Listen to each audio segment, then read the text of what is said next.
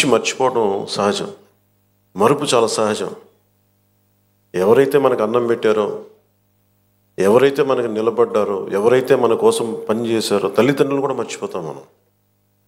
Human memory అంత human psychology అలాంటిది. Continuity of memory చాలా అవసరం. మన తాతలు ముత్తాతలకు కూడా మనం ఎందుకు పితృదేవతలు అని చెప్పి మనం పిండం పెడతామంటే, ఎవరి వల్ల అయితే మనం వచ్చాం వాళ్ళు మర్చిపోకూడదని చెప్పి.